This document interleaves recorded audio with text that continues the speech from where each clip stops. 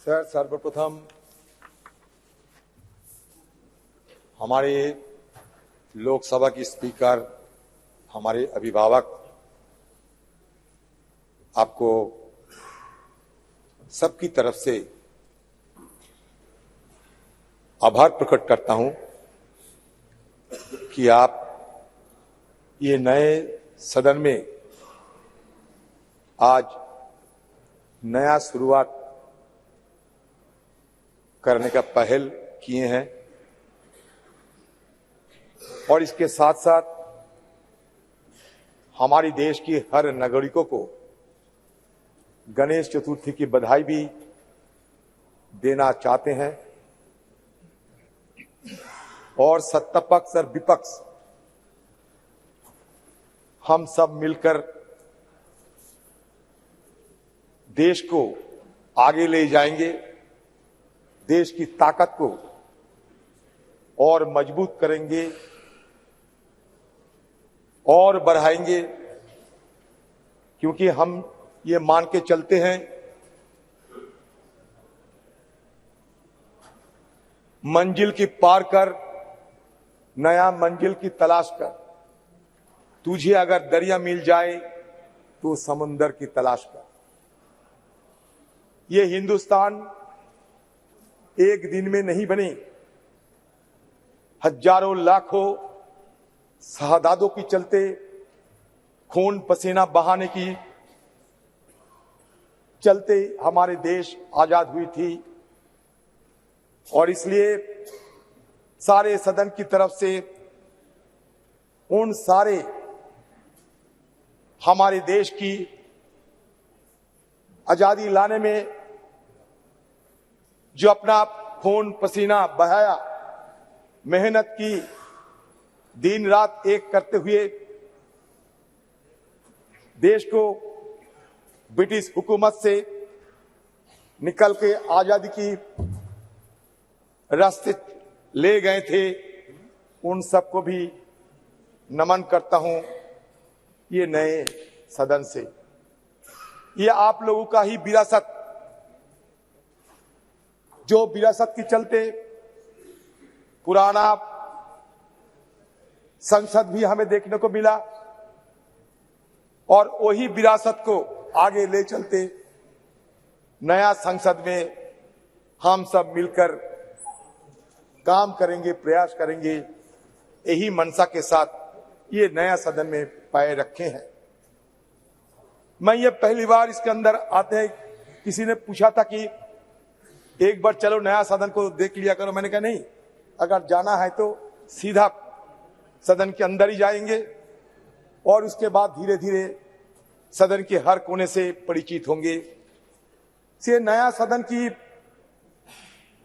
ये कल्पना ये नहीं है सर। हमारे पूर्व लोकसभा की सांसद श्रीमती मीरा कुमार जी, उन्होंने पहले ये मुद्दा उठाई थी। उन्होंने ये भी कही थी कि हमारे जो भवन वो चुप से हुए रोते हैं, साइलेंटली वीपिंग। हमारे और एक महिला लोकसभा की अध्यक्ष रही, सुमित्रा महाजन, भी ये गुहार लगाते थे कि हमें नया एक संसद, एक नया भवन की जरूरत है, क्योंकि बहुत सारे खामियां धीरे धीरे निकल आते हैं। अच्छा हुआ देर सवेर नया संसद हमें मिले हैं और इस सरकार जो आज सत्ते पे है, इन्हीं सरकार की इस पहल की चलते नया सदन बने हुए हैं। तो इसमें हम ये सबका है, ये कोई पार्टी के नहीं, कोई व्यक्ति के नहीं, सबका है। हमारे पूर्व प्रधानमंत्री जवाहरलाल नेहरू कहते थे कि देश में कार्टिज्म नहीं होना चाहिए, कोई व्यक्ति पूजा नहीं होना चाहिए, देश सबका है। ये सिर्फ एमपी का नहीं है, ये देश, ये पार्लियामेंट सिर्फ एमपी का नहीं, हिंदुस्तान के हर नागरिकों की इसमें हिस्सा है। तो ये हमारे देश की संपदा माना जाता है। अटल जी भी कहते थे, होने ये ना होने की ये क्रम इसी तरह चलता रहेगा, हम रहेंगे, ये भ्रम भी सदा पलते रहेंगे।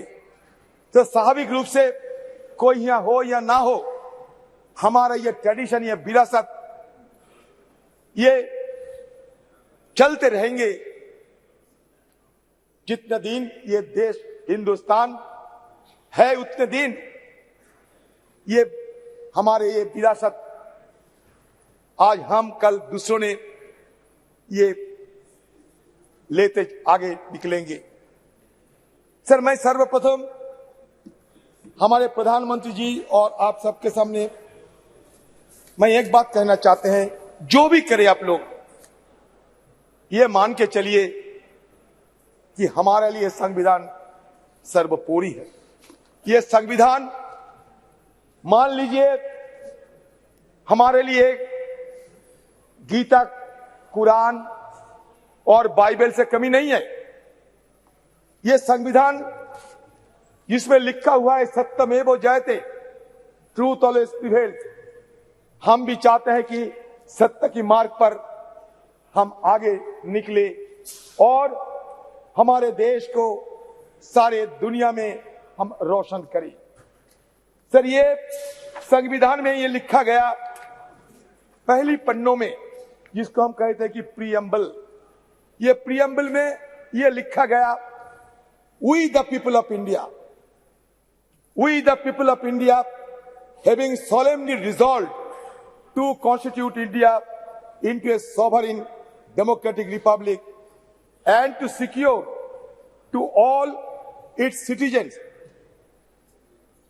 Sir, the people of India having solemnly resolved to constitute India into a sovereign, secular, socialist, democratic republic and to secure to all its citizens justice. Justice for what? Social justice, economic and political justice. Liberty. Liberty for what? Liberty of thought, expression, belief, faith and worship. Sir, हो गया sir? प्रधानमंत्री तो काफी बोले sir, कुछ बोलने दो। आप पर इजाजत दो यहाँ से बैठ के। सर, संविधान पढ़ रहा हूं ना सर। आप पढ़ेंगे संविधान? Sir, equality for what? Equality of status and of opportunity and to promote among them all fraternity. Fraternity for what? Assuring the dignity of the individual and the unity of the nation. In our Constituent Assembly, this 26th day of November 1949, do hereby adopt, enact and give to ourselves this Constitution. Sir, मैंने इसलिए पढ़ा, इसमें लिखा है we the people of India. ये नहीं लिखा गया कि ये हिंदू, ये मुसलमान, ये क्रिश्चियन, ये जैन, अलग अलग किसी ने ये प्रस्ताव पारित करते हैं. समग्र मिलके we the people of India मतलब सारे देश की, सारे भारत की, सारे इंडिया की, सारे हिंदुस्तान की, सब मिलके ये शपथ लिए गए थे. सर, हमारे आर्टिकल 395 आर्टिकल इसमें शामिल किए गए थे. उसमें जब पहला आर्टिकल, उसमें यह लिखा जाता है कि India that is Bharat shall be A union of state. मतलब भारत और इंडिया के बीच कोई अंतर नहीं है. जो भारत होते हैं वो इंडिया है, जो इंडिया होते हैं वो भारत है. हम जबरदस्ती किसी बहाने इसके अंदर दरार पैदा करने की कोई कोशिश ना करे तो बेहतर होगी. क्योंकि कुछ जगह में ये आशंका फैला जाते हैं कि हमारे देश में हिंदुत्व की तो बात हम सुनते ही है, लेकिन इसके साथ साथ हिंदुत्व बात भी आ जाएंगे क्या, ये आम लोगों में ये चर्चा है. मैं सबको संज्ञान में ये लाना चाहते हैं क्योंकि ये मुद्दा हमारे देश के लिए ठीक नहीं होगा. क्योंकि हमें हमारे संविधान में ये ऑफिशियल जो लैंग्वेज है, ये 22 ऑफिशियल लैंग्वेज सब हमारे देश की लैंग्वेज है. तो कोई दरार पैदा करने की कोई कोशिश ना होने से बेहतर होगी, ये मैं जरूर आपसे मांग करता हूं। सर, सर्वप्रथम और एक बात कहना चाहते हैं सर, प्रधानमंत्री जी G20 और शुरुआत तो किए थे राष्ट्रपति जी की भाषण के साथ साथ पार्लियामेंट में नो कॉन्फिडेंस, उसके बाद G20 को तो हम देखे हर दिन देखते हैं, आज सदन में भी देखे, दोनों लोकसभा भी देखे, सेंट्रल हॉल में भी देखे, यहाँ भी देखते हैं। प्रधानमंत्री जी की हर भाषण सुनते सुनते मान लीजिए कि हमारा जहन में सिमट गए। मैं इसलिए यह कहना चाहते हैं अभी कि सर देखिए, ये सदन की गरिमा की बात किया जाते हैं, लेकिन कम से कम सरकार कम से कम ये कभी सोचे हैं कि हमारे ये सदन में स्पीकर है लेकिन डेप्यूटी स्पीकर नहीं है, क्यों? ये पहली बार आजादी के बाद, संविधान रचना होने के बाद पहली बार हमारा ये सदन में स्पीकर साहब है लेकिन डेप्यूटी स्पीकर नहीं है, क्यों? ये हम सबको सर अगर बोलने देंगे तो मैं बोलूंगा सर। अब समय सर ये तो सर यही तो हमारा मांग उधर भी थे इधर भी है, इसीलिए कभी कभी हम थोड़ा जोर आवाज करते हैं, हमारा आवाज रुकने के लिए पूरा अपने बना दिए सारे बहुत ऊंचा कर दिया, हमें कोई अगर बात वहां तक पहुंच ना पाए। सर मैं ये कहना चाहते हैं, जो आरक्षण की बात हमारे प्रधानमंत्री जी अभी अभी कहे हैं, मैं ये कहना चाहते कि महिला आरक्षण 1989 में जब राजीव जी प्रधानमंत्री थे तब स्थानीय निकायों के चुनाव में उन्होंने 1/3 आरक्षण महिलाओं के लिए सुनिश्चित किया था। तत्पश्चात कांग्रेस की सरकारों ने लगातार प्रयास किया कि महिला आरक्षण का बिल पास हो, कानून बने, लोकसभा एवं विधानसभाओं के लिए भी 1/3 आरक्षण के लिए राजीव जी की सरकार, देखो प्रधानमंत्री जी कह रहे थे कि व्यवहार से पता चलेगा कौन कैसा व्यवहार करता है, प्रधानमंत्री खुद अब देख लो, प्रधानमंत्री का अपमान कर रहे हैं आप लोग, प्रधानमंत्री खुद आप लोग को सिखाता कि व्यवहार की उल्टा व्यवहार करते हैं। सर हो गया, राजीव जी की सरकार, नरसिम्हा राव जी की सरकार, फिर डॉक्टर मनमोहन जी की सरकार, अलग अलग सरकारों ने अलग अलग समय पर अपनी हैसियत के अनुसार उसको पास कराने की प्रयास किया। कभी राज्यसभा में पास होता था, लोकसभा में नहीं होता था, कभी लोकसभा में होता था, राज्यसभा में गिर जाता था। डॉक्टर मनमोहन सिंह की सरकार के वक्त जो ये बिल आया वो आज तक जीवित है, राज्यसभा में पास हुआ है। हमारी CWC कांग्रेस कार्य समिति की बैठक में जो रेजोल्यूशन पास हुआ, प्रस्ताव पारित हुआ, उसमें ये मांग की गई है कि ये जो आने वाले विशेष सत्र है इसमें महिला आरक्षण की उस बिल को पास किया जाए, पारित किया जाए। ये बहुत महत्वपूर्ण है, ऐतिहासिक है।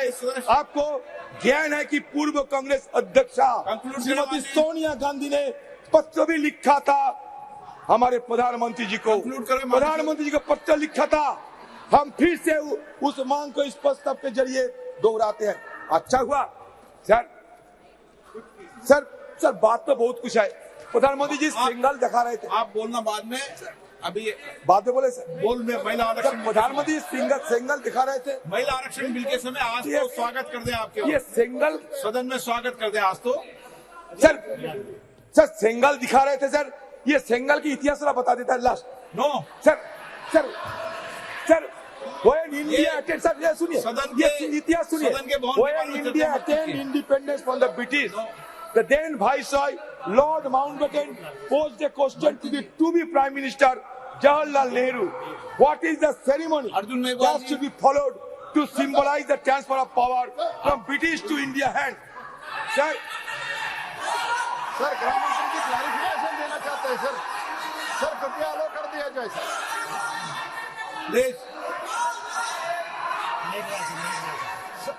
सर माननीय गृह मंत्री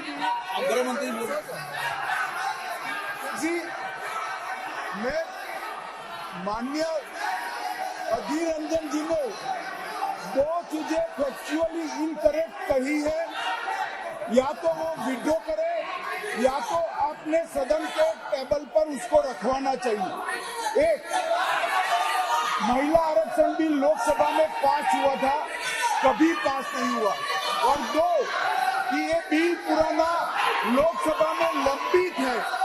ये बिल 2014 में ही लोकसभा के विघटन के साथ ही ये बिल निरस्त कर दिया गया। माननीय अध्यक्ष, दोनों स्टेटमेंट फैक्चुअल इनकरेक्ट स्टेटमेंट है। इनकी स्पष्टता मैं आपसे अपेक्षा करता हूं कि इसकी स्पष्टता उनसे मांगी जाए, या तो रिकॉर्ड से दूर किया जाए, या तो वो उसके समर्थन में कोई डॉक्यूमेंट टेबल पर रखें। अर्जुन मेघवाल जी,